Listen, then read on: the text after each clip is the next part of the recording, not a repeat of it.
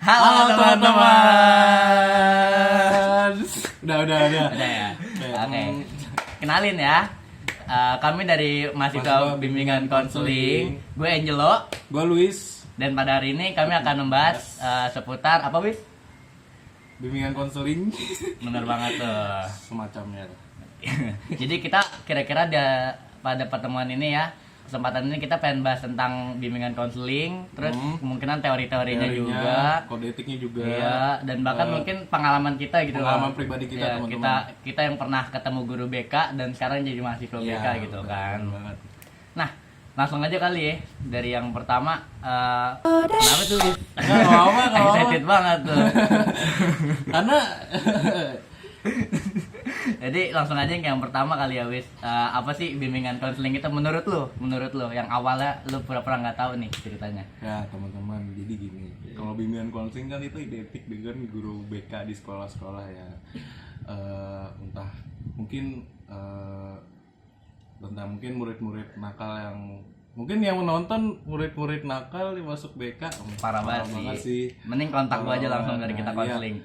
Kalau mungkin ini kalau dari gue ya, sebelum masuk jurusan atau prodi bimbingan konseling, mungkin kita kayak lebih apa sih, BK juga bingung juga kan BK kan adanya di sekolah-sekolah yang kayak guru BK ya, dan rata-rata di SMP ya adanya ya. SMP. Kalau menurut lu gimana, Gar? Kalau dari gua ya kan tadi gue udah bilang ya, ketemunya tuh pas di SMP kan. Gue baru pertama kali ketemu di SD, soalnya nggak ada gitu.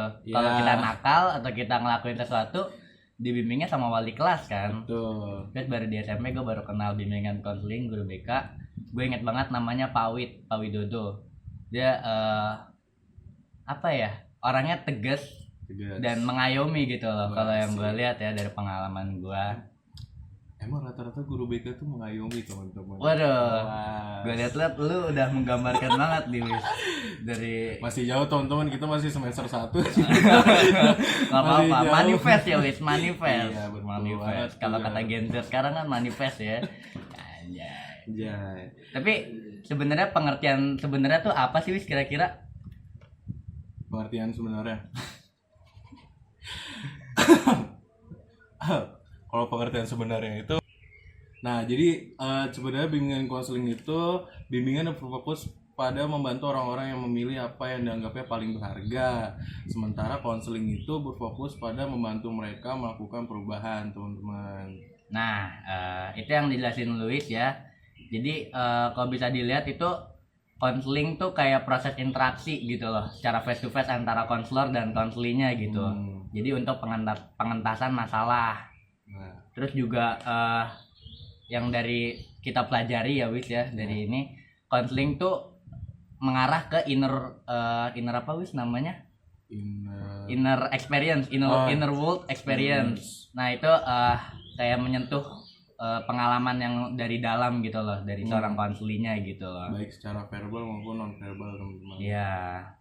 Nah, kalau guidance itu sendiri atau bimbingan itu sendiri itu ya buat nolong orang buat nemuin potensinya gitu kan ya, Wis ya. Kan sekarang. Nah, dapat info baru. Cek dulu itu di bukunya. Asik. Ilmu baru dari kita berdua, teman-teman. Not ya teman-teman. Yeah. Terus berikutnya apalagi nih, Wis, dari kan tadi udah pengertiannya ya. Berarti kira-kira mungkin kita bahas tentang pendidikannya kali ya, yang lagi kita alami sekarang gitu. Kira-kira di mana aja dan durasinya berapa lama gitu. Ya, kalau bimbingan konseling itu ya kayak kuliah pada umumnya sih, Gar. Jadi kayak 3,5 tahun sampai 4 tahun kalau untuk jurusan bimbingan dan konseling. Gelarnya nanti sarjana pendidikan, SPD. Terus apa lagi ya? Dan tahu gua tuh konseling tuh ini kan harus bisa milih kan antara menjadi guru ataupun bisa menjadi konselor yang menangani konseling gitu kan. Itu ada pendidikannya lagi kira-kira setahun lah ya. Bisa milih antara PPG, itu pendidikan guru dan PPK ya, PPK, pendidikan konselor gitu. Jadi nanti bisa fokus atau bahkan bisa ambil dua-duanya ya Wis ya. Bisa. Jadi tergantung. Iya, tergantung sekuatnya kalian deh. Misalnya kita pengen jadi guru dari jam 7 sampai jam 3. Terus lanjut lagi jam 4 sampai jam 9 kita buka praktek konseling kan bisa aja kan. Kalau guru kan kerjanya mungkin weekdays Senin sampai Jumat. Nah, kita Sabtu Minggunya kita buka. Produktif nih. Tergantung kalian aja. Iya. Yang penting kalian kuat aja ya teman-teman. Ya, karena itu lebih ke kita nggak sih Wis? Yang penting kita kuat aja nggak sih Wis? Buat semangatin kita ya teman-teman. Amin. Terus yang kan kita nih dari Atma Jaya ya Wis ya. Atma Jaya kan bimbingan konseling Atma Jaya Semanggi. Tapi setahu gue tuh pendidikan paling pertamanya tuh di UPI, bener nggak sih Wis? Bener, di UPI Bandung ya. UPI Bandung, Universitas Pendidikan Indonesia. Ya mereka yang paling pertama tuh kalau dari sejarahnya ya. Mereka pencetusnya lah, pendiri-pendirinya gitulah di situ. Dan kita bukan kita nggak mau ke ini paling pertamanya, tapi kita kan tetap mencari yang dekat dan berkualitas juga berkualitas kan, teman-teman. Makanya kita milih Atma Jaya, konseling, bangga BK aja. Kelas boy. Terus kira-kira kita pengen bahas apa lagi nih? Ini tadi kan kita ngomong tentang konselor dan konseli. Itu apa sih? Lu tahu nggak? Artinya apa itu? Konselor konseli ya? Yang nonton tahu gak apa itu konselor konseli? Di Google dulu, coba di Google dulu. Kita tunggu sampai azan maghrib lah ya. Kelamaan nih kayaknya. Maaf. Kelamaan kan kayaknya. Sorry. Udah belum? Sampai kita lulus juga nggak apa-apa. Lama dong durasinya. Lama dong durasinya. 4 tahun, 3,5 tahun. Amin. Udah ketemu belum teman-teman? Aku nggak tahu kak. Oh nggak tahu. Kita harus jelasin dulu nih teman-teman. Baik, kita jelasin kali ya. Kita di sini sebagai helper ya, langsung kita jelasin aja. Kelas bahasa sesuai. Kelas. Jadi konselor. Jelasin konselor dulu. Konselor dulu. Jadi konselor itu orang yang ngasih konseling. Yang ngasih konseling ke. Jadi gimana ya? Aku ibaratnya ini mungkin yang teman-teman familiar ya. Konselor itu guru BK. Konseli itu siswa yang dikonselingin. Ya, itu jawabannya. Itu contoh sederhananya. Sederhananya biar kalian paham, ya kan teman-teman. Kalian pasti ngalamin di sekolah kan. Jadi konselor itu guru BK-nya, konseli itu muridnya. Jadi kebayang kan teman-teman gambarannya gimana lah ya. Jadi konselor itu pokoknya yang memberikan konseling berupa apa aja lah teman-teman. Kalau di sekolah ya kepada siswa yang mungkin depresi atau mungkin kayak contohnya itu self harm gitu, mungkin mereka ngadu ke guru BK-nya kalau saya agak depresi begini-begini. Nah guru BK itu biasanya ngasih solusi-solusi gitu kayak ngasih penyemangat. Nah kalau konseli itu apa tuh Gero? Konseli ya tadi contohnya berarti muridnya kan. Berarti mereka yang butuh dibimbing kalau di sekolah kan. Kalau mereka misalnya nggak harus berbuat kenakalan. Jadi misalnya kalau mereka bingung mau SMA kemana atau mau kuliah kemana, itu juga tanyanya ke BK. Jadi apa ya? Kalau di sekolah begitu contoh sederhananya, tapi kalau di konseling asli mereka tuh yang menjadi pasiennya istilahnya pasiennya yang membutuhkan bimbingan. Nggak harus, kalau tadi kan pendidikan konteksnya. Ini kalau di konseling umum biasanya kan bisa percintaan, rumah tangga, karir kan macam-macam juga kan. Jadi konseling tuh luas gitu ya. Konselor bukan hanya sekedar di sekolah, tapi bisa juga keluar kan. Nah, tapi ada istilah juga gitu loh. Lu pernah dengar gak sih konseling tuh kayak disama-samain sama psikolog sama juga psikoterapis? Pasti kalian juga mengira seperti itu kan? Iya kan, mirip-mirip kan? Karena pasti dengerinnya pasti langsung ke triggernya ke situ kan? Iya. Ini mah kayak psikolog. Iya. Apa bedanya sih? Beda. Kayak kalian tahu nggak sih bedanya? Lu tahu nggak Wis bedanya kira-kira apa Wis? Kan kita udah belajar nih, jadi kita tahu teman-teman bedanya apa. Nah kalian pasti nggak familiar kan apa sih konselor, psikolog, psikiater itu bedanya apa sih? Pasti kalian mikirnya itu hal yang sama. Dan mungkin kalian mikirnya itu tim kreatif gitu ya teman. Biasa lagi break makan siang. Ini kita ditinggal nih artisnya nih. Nah jadi balik lagi kalau kalian dengar konselor kayak tadi kayak ada pasien segala itu apa sih emang? itu kayak psikolog gitu, bukan teman-teman. Jadi ini beda ya. Jadi kita jelasin secara awamnya aja lah, secara biar awam gampang ya aja. teman-teman Kita ngertinya mulai juga. dari jadi perbedaan antara tiga ini. Jadi konselor, psikolog, sama psikiater. Nah ini yang menonton mau googling dulu gak? Googling dulu kata gue. Ya, kita tungguin lagi. Biar ada rasa penasarannya gitu. Penasaran. Rasa apa? Iya. Apa sih bahasa Inggrisnya biar keren tuh? Explore. Searching dulu kali ya. Ditungguin sampai jam berapa nih? Sampai 2 malam lah ya, sampai makan malam. Kemaluan. Kemalaman. Nah, maksudnya biar makan bareng. Bahas kalau sambil mau makan. Boleh banget. Kita juga pengen sambil makan kok. Nih, ini ada snack nggak di endorse jadi. Kita sambil makan ya teman-teman. Enjoy. Sambil dengerin kan sambil enjoy. Nah, udah ketemu, kalau belum ketemu kita jelasin aja Gar. Oke. Jadi dari konselor dulu kali ya. Konselor dulu. Jadi kalau konselor itu yang kita udah jelasin tadi, konselor tuh kita yang lagi belajar sekarang teman-teman. Masa depan kita tuh seperti itu nanti. Buset. Masa depan tuh. Jauh tuh. Jadi profesi kita yang mungkin nanti kita tujuan kita belajar di bimbingan konseling, jurusan bimbingan konseling karena kita ingin menjadi konselor atau guru BK. Jadi kalau konselor itu biasa sarjana.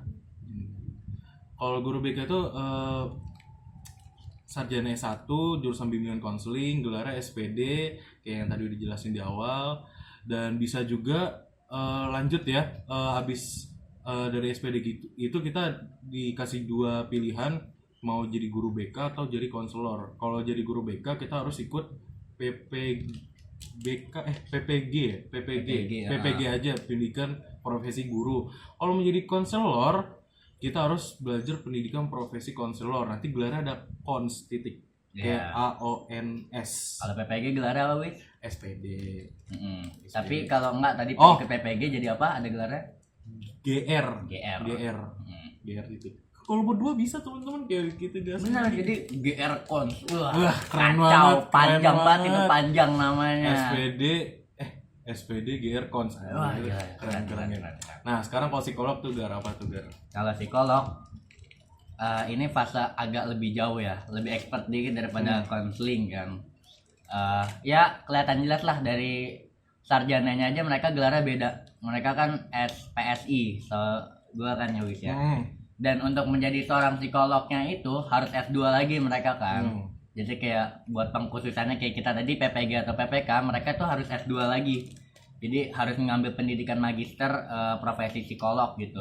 Jadi nanti tulisannya MPSI psikolog gitu. Dan mereka setahu gue sih Wis ya, lebih apa ya? Lebih dalam nanganinnya daripada konseling kan. Konselor daripada konselor. Mereka tuh lebih dalam nanganinnya, lebih apa ya, mereka udah nyampe ke tahap ngasih saran, ngasih gimana ya Wis ya. Kalau kita kan lebih masih apa, mendasar, kayak lebih membimbing gitu. Iya, membimbing aja gitu loh. Membimbing aja gitu, nggak sampai yang mendalam menjurus gitu teman-teman. Nah, terakhir nih psikiater ya. Nah, psikiater ini mungkin tingkatan yang tinggi, yang paling berat ya. Jadi itu tuh harus sarjana kedokteran teman-teman. Sarjana kedokteran terus ambil kejiwaan ya fokusnya. Kejiwaan. Jadi nanti dia ambil S1 kedokteran, terus pendidikan profesi dokter, baru spesialisnya kejiwaan gitu, kesehatan jiwa. Nanti gelar mereka tuh udah S kedokteran, terus ada doktornya juga, terus ada SPK.J. Jadi banyak tuh ya, kesehatan jiwa tuh. Banyak. Paling pusing. Nah, itu lebih dari psikolog ini lebih menjurus lagi teman-teman. Benar. Mereka tuh kalau nggak salah setahu gue bisa ngasih obat ke ya, pasiennya. Mereka udah nyampe ke ngasih dosisnya gitu. Mereka yang punya hak lah teman-teman.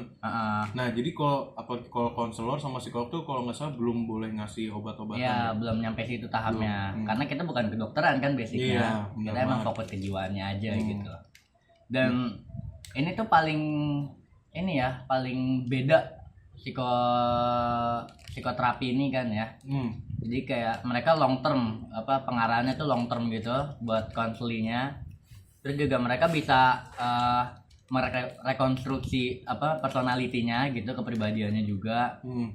Terus mereka bisa menggali yang benar-benar dalam dari permasalahan yang dihadapi konselingnya. Benar. Terus juga mereka tuh ngatasin nggak yang di sini dan sekarang, tapi juga yang di masa lalu dan di situ. Jadi mereka benar-benar sampai akarnya bisa dibilang ya. Tahu kan sekarang, baru tahu kan. Terus mereka juga yang paling terakhir nih, mereka nanganin kasus yang secara nggak sadar juga ya, di bawah alam bawah sadar juga gitu loh. Dan itu keren banget ya. Oh emang baru tahu kan ilmunya teman-teman. Baru tahu kan sekarang. Catat lagi sekarang, notes cari. Notesnya Catat nggak sekarang? Catat nggak? Bercanda teman-teman. Terus mungkin kita berikutnya. Nah tadi kan udah kita singgung ya tentang teori juga. Ada teori. Kita tuh dari BK belajar teori-teorinya. Terus ada kode etiknya juga kan. Benar. Nah mungkin dari kode etiknya dulu kali. Kode etik ini kita tuh berlandaskan dari ACA ya teman-teman. Jadi ini kita singkat aja ngejelasinnya. Terutama di introduction-nya ini, konselor wajib melakukan upaya untuk melindungi kerahasiaan klien dan menjaga etika profesional gitu. Lalu juga dalam knowledge dan kompetensi, konselor yang terlibat dalam penggunaan konseling jarak jauh, teknologi dan atau media sosial wajib mengembangkan pengetahuan dan keterampilan terkait pertimbangan teknis, etika dan hukum. Misalnya dengan mengikuti sertifikasi khusus, terus khusus tambahan juga. Terus juga ada client verification gitu loh. Ini kita jelasin yang fokusnya di konseling jarak jauh ya, Wis ya. Jarak jauh ya. Ini etiknya. Karena kalau etik secara umum ya seperti biasa 12 asas kerahasiaan kan. Ada kayak tentang asas kedinamisan, asas kerahasiaan, terus juga asas alih tangan kasus dan lain sebagainya. Teman-teman bisa cari aja nanti di Google 12 asas bimbingan konseling gitu. Bukan 12 murid Yesus ya. Waduh. Beda tuh teman-teman ya, beda. Nah, terus itu kan tadi udah ke kode etiknya ya. Mungkin kita bisa ke 12 teori BK-nya ya, Wis ya. Wah, gue sih denger ya, waduh 12 teori pasti banyak. Tenang teman-teman, kita nggak jelasin secara satu persatu, tapi kita jelasin secara umum aja ya teman-teman. Jadi nah teman-teman dicari dulu materinya. Nah, teman-teman, soalnya tim kreatifnya lagi ini nggak bertanggung jawab nih. Lagi makan teman-teman. Mana sih? Nah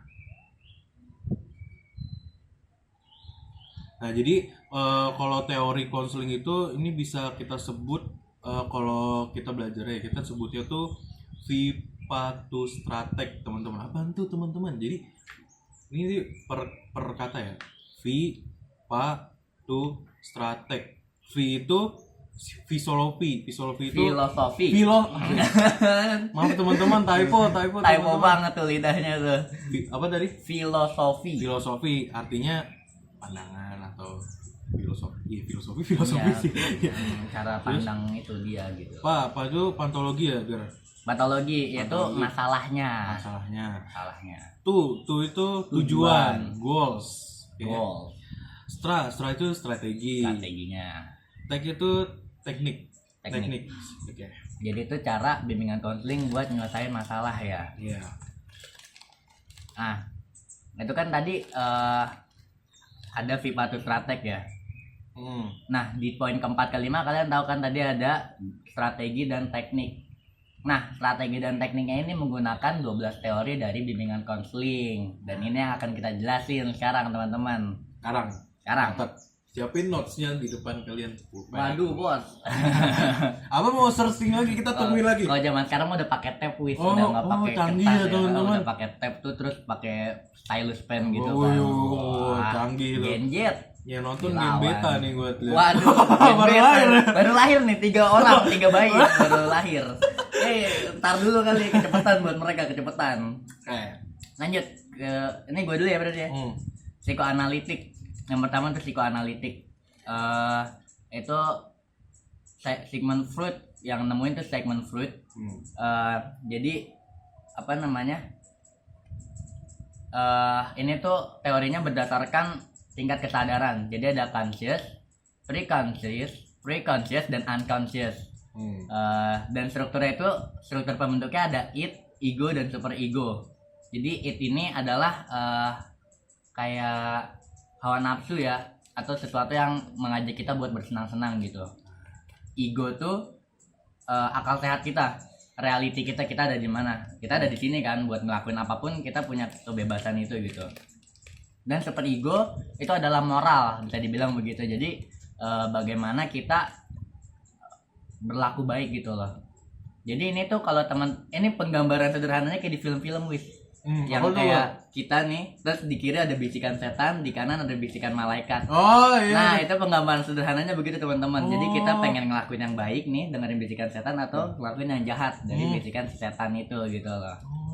Ilmu baru kan teman-teman. Ilmu baru lagi. Lanjut lagi mungkin kita langsung ke teori berikutnya. Teori yang itu Adlerian terapi ya. Tentunya digagas oleh Adlerian. Ya, ini muridnya Sigmund Freud tadi nih. Nah, kalau ini lebih fokus pada apa tuh? Inferiority dan superiority. Nah, ngerti nggak? Ketawa dulu. Enggak, gue nanya ke penonton maksudnya. Oh iya. Ngerti nggak? Kayaknya enggak sih. Enggak ya, perlu dijelasin kali ya. Jadi atau mau di searching lagi kita tunggu. Oh, searching dulu. Sampai maghrib. Udah nih, udah sampai maghrib nih kayaknya wis. Oke. Mau dijelasin apa searching sendiri? Jelas. Ada 12 teman-teman. Kita jelasin singkat aja. Sedikit ya. Soalnya teman-teman kalau makin penasaran kan nanti jadi makin penasaran ya. Iya, nanti mau masuk BK lagi. Bener banget. Nanti kalau rame gimana? Salah kita dong. Iya. Waduh. Tuh, nih kalian udah nyari-nyari info kan di Atma Jaya. Terus bimbingan konseling. Bentar lagi buka pendaftaran tuh. Ya Mas. Udah sih. Udah ya? Udah. Udah deh tahun kemarin teman-teman udah daftar belum? Wow. Aku masih SD. Oh masih SD. Udah. Pelan aja. Biar ketemu guru BK dulu ya, terus berpengalaman. Kan jadi mau masuk nanti ke BK. Balik ke topik. Balik. Kita ke Adlerian. Tadi ada inferiority dan superiority ya. Intinya kita tuh memposisikan diri kita di bawah. Kita nggak punya apa-apa, kita nggak punya power, dan kita mengejar kekuasaan, mengejar power itu biar kita naik ke superiority itu gitu. Itu singkatnya ya teman-teman bisa searching lagi, atau mungkin nanti di kolom komentar bisa berdiskusi lagi kali ya. Asik. Di bawah sini. Tolong editor. Nggak. Lanjut. Teori yang ketiga. Logoterapi digagas oleh Viktor Frankl. Bersifat apa tuh? Will to meaning. Jadi mencari makna terus ya artinya kan. Nah, itu gimana sih artinya kebebasan memilih itu dan mencari makna terus itu gimana sih? Kebebasan memilih itu optimis, pengaruh spiritual, apa tuh? Teleologi dan kesadaran. Terus itu adanya syndrome of apa tuh? Meaninglessness. Makna tersirat lah ya. Maklum ya teman-teman di Inggrisnya emang. Inggrisnya. Ya udahlah. Lanjut itu apa tuh? Yang terakhir. Menemukan makna di dalam penderitaan sekalipun. Apa tuh? Ya, jadi ya tadi udah dibilang kan mencari makna terus. Jadi misalnya nih kita ditimpa musibah gitu loh. Misalnya amit-amit kita mendapat nilai jelek gitu dalam pelajaran kan. Nah, apa sih maknanya? Berarti maknanya kita harus belajar lebih lagi gitu loh. Berarti kita masih kurang dalam rajin, dalam kedisiplinan, sehingga kita harus lebih disiplin lagi dalam belajar gitu loh. Jadi mencari nilai positifnya terus gitu loh. Take notes. Asik. Pakai tab kali ya. Udah punya tab. Lanjut ke person centered therapy. Teori yang keempat. Dari 12 masih keempat teman-teman. Kita cepat aja lah ya teman-teman. Cepat. Ini digagas oleh Carl Roger. Terus juga berfokus pada self system. Jadi self image, self esteem, dan ideal self. Jadi ini kita jelasin langsung di sini aja terus langsung pindah lagi. Iya, udah. Self system itu kan tadi ada self image. Iya. Jadi gimana kita tuh kayak gimana jelasinnya ya, Bos ya? Kalau lagi ini. Ya. Susah teman-teman. Sabar, biarkan saya mikir dulu teman-teman. Ini kan bisa di-cut videonya. Oh iya, self system itu kan ada self image. Terus ada self esteem dan ideal self gitu. Nah, ini tuh self image itu adalah diri kita. Terus tadi ideal self itu adalah tujuan kita gitu loh. Nah, ini yang ngebentuk kita sekarang gitu loh. Di tengah-tengahnya tadi yang tak bilang self esteem. Misalnya nih, kita nih pemalas. Maaf ya Wis nutupin. Gak apa-apa. Kita nih pemalas. Terus ideal self kita pengen nilai yang bagus. Nah, di tengah-tengahnya berarti kita belajar, kita juga mencari tahu gitu. Berusaha untuk mengejar nilai bagus ini gitu loh, teman-teman. Itu contoh sederhananya. Lalu berikutnya ke teori Gestalt. Gestalt digagas oleh Friedrich, bersifat holistic here and now. Asik, artinya apa tuh, Bang? Here and now. Holistic itu artinya apa, Gar? Holistic switching nggak sih? Teman-teman bisa Google sendiri. Iya. Google aja teman-teman. Itu gunanya HP kalian sekarang. Holistic here and now pokoknya kata kuncinya. Ya. Nah, ini berfokus pada pencapaian diri. Fokus pada pencapaian diri. Dan metodenya tuh self care. Jadi kayak kita ngebayangin diri kita ada di situ, terus kita pengen ngasih tahu apa ke diri kita gitu loh. Ya, itu nah, langsung kita harus cepet move on. Langsung. Kita ke teori ke-6 yaitu behavioral therapy, digagas oleh John Bieber-Watson. Terus menggunakan classical conditioning. Translate lagi sendiri. Benar banget tuh. Jadi ini tujuannya itu biar menghasilkan memodifikasi dari kebiasaan itu gitu loh. Dan tekniknya itu reinforce dan punishment. Jadi kayak kalau misalnya kita salah kita dihukum. Oh iya. Kita benar kita dikasih reward. Itu kayak gitu kan. Simpelnya gitu. Lanjut ke apa tuh Wis? 7. Iya. Maaf teman-teman, kata-katanya susah teman-teman. AIWO. Nah, ayo lanjut. Jadi maaf teman-teman. Jadi yang ketujuh itu teori transaksional, benar? Iya, transaksional analitik terapi digagas oleh Eric Berne apa gimana? Pokoknya itulah tuh. Burn. Menggunakan ego states atau parent states, ego states. Jadi ego states itu ada parent states, adult states, child states. Ya. Terus menggunakan life script dan life positions ya. Menggunakan family modeling di Google Translate sendiri. Lanjut lagi. Kita ke CBT. Teori ke-8. CBT atau Cognitive Behavioral Therapy. Itu digagas oleh Aaron Beck.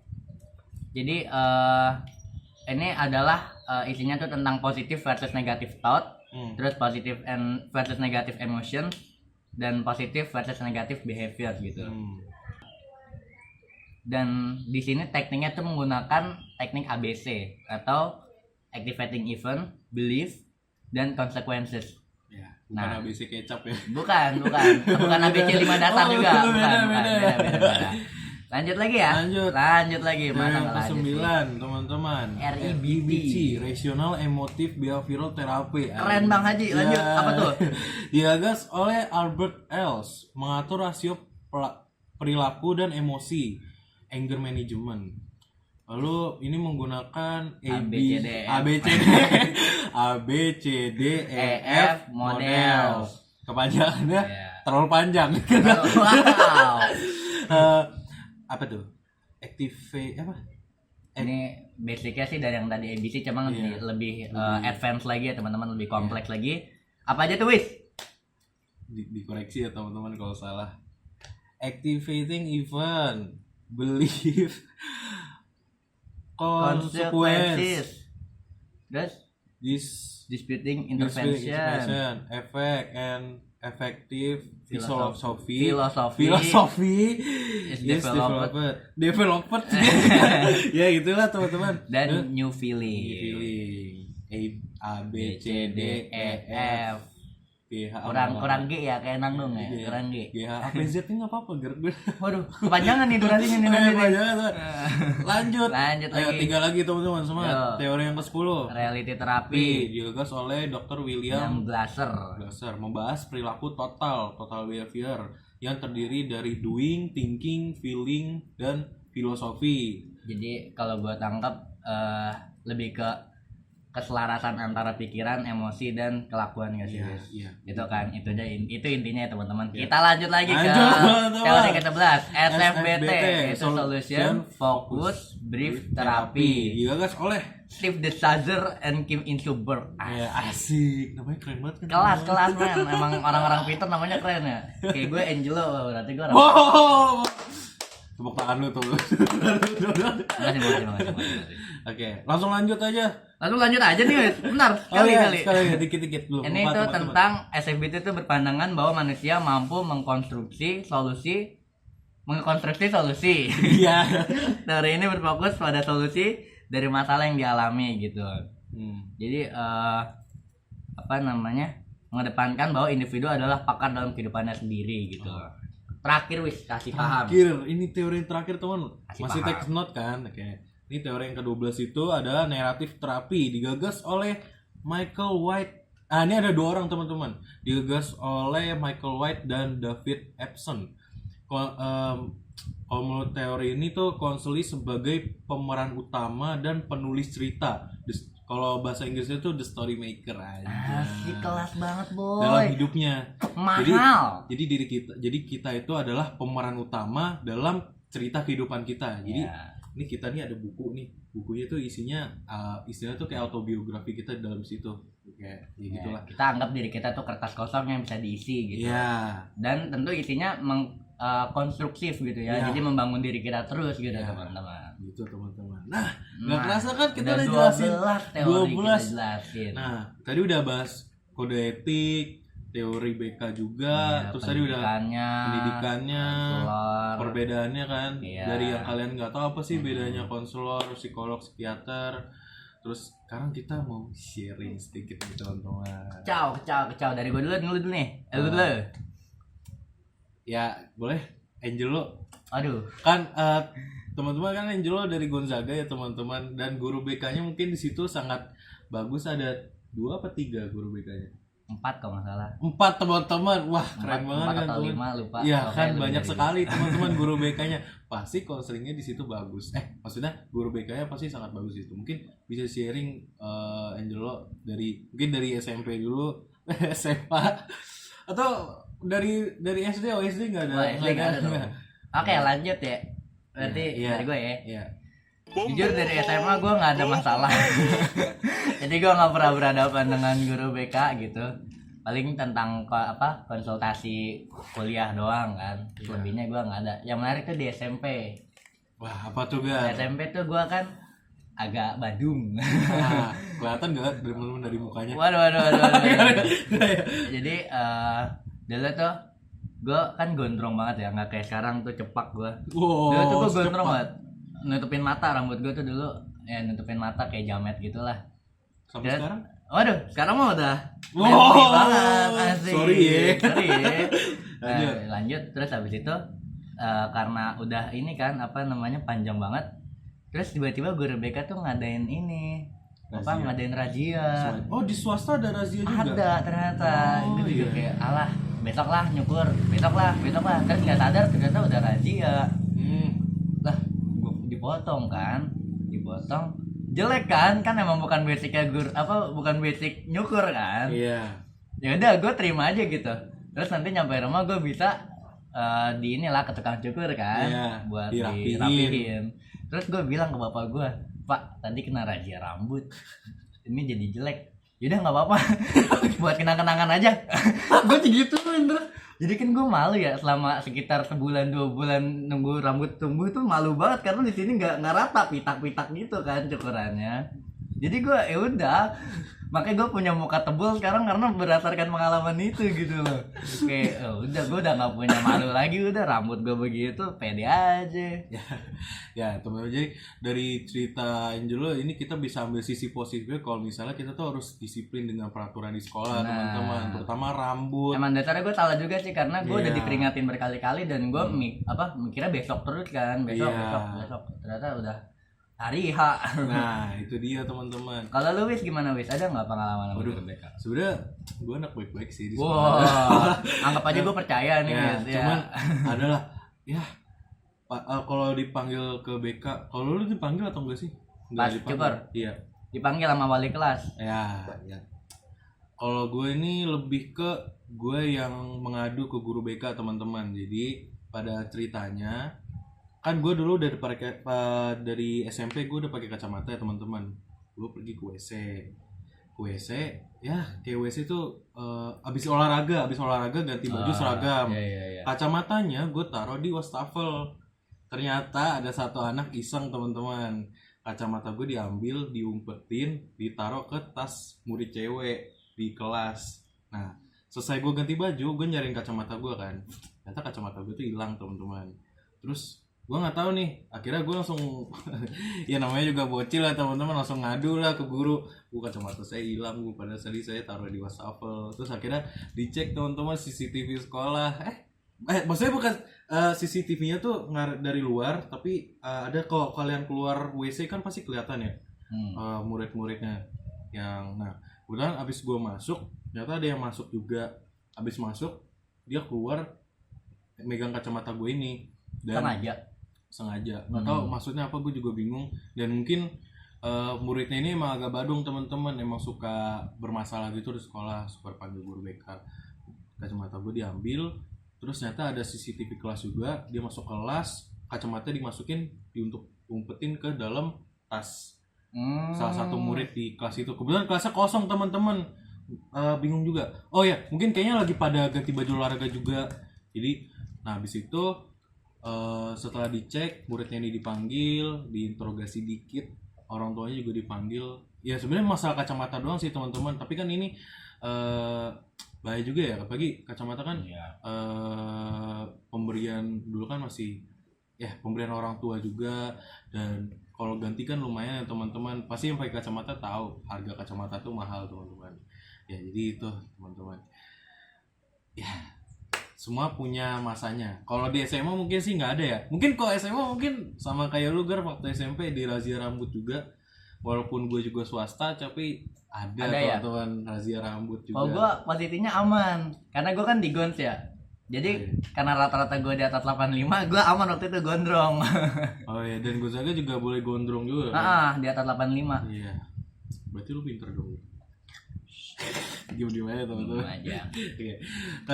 Kalau SMA gue juga pernah kena razia rambut. Sampai cepak nggak? Iya. Enggak. Potong dikit aja sama guru BK-nya. Sampai segini ya, sampai segini. Tapi kena 3 kali teman-teman. Itu mana namanya bukan dihukum. Jadi kayak kelas 10 kan kena sekali, kelas 11 kena sekali. Oh itu ketagihan namanya. Lu nyari cukur gratis kan, ngaku kena sekali. Lu ngaku kata gue lu nyari cukur gratis kan. Kan sangat dulu gue mager banget buat potong rambut teman-teman. Ini rambut gue gini nih pas kena razia nih, panjang segini. Dan gue tuh mager teman-teman potong rambut. Kalau gue tuh udah disuruh potong sama orang tua, tapi gue nggak mau potong tuh kalau belum kena langsung dari guru BK-nya. Jadi gue tuh yang nyari masalahnya gitu. Nunggu dia tegur kan, nunggu kena ya. Pokoknya tunggu guru BK-nya negur secara lisan. Nyata nggak ada secara lisan, langsung dipotong. Langsung dipotong teman-teman. Ada assalamualaikum, waalaikumsalam itu. Teman-teman 3 kali. Jangan dicontoh ya teman-teman. Nggak boleh teman-teman. Apalagi murid-murid cowok, udah cepet nih kayak gini lah. Kayak gini lah udah paling bener, ganteng juga kok. Kalau lu ngerasa ganteng, cepak. Besok gua cepak nih biar ganteng. Waduh. Oke, udah kali ya, udah dari pembahasan BK, pengertian teori juga, dan pengalaman kita juga gitu terhadap bimbingan konseling gitu guru-gurunya kan. Mungkin kalian setelah nonton ini menambah ilmu baru, wawasan baru, dan mungkin something new yang kalian awalnya nggak tahu, apalagi yang perbedaan konselor, psikoterapi, psikolog juga sekarang jadi tahu kan teman-teman. Dan mungkin teman-teman juga bisa sharing kali ya, kalau bisa misalnya sharing di mereka, sini nih kalian tahu gitu kan, iya di kolom komentar sharing aja. Nanti kita nggak balas, maksudnya kita balas gitu. Parah banget ya teman-teman ya, parah banget ya. Aku sih bakal balas. Kok aku sih? Gue sih bakal balas asik Gen Z momen. Wah, yang nonton Gen Beta juga. Apa dia bimbingan konseling? Kalau di sini tambahin muka bayi. Bercanda teman-teman.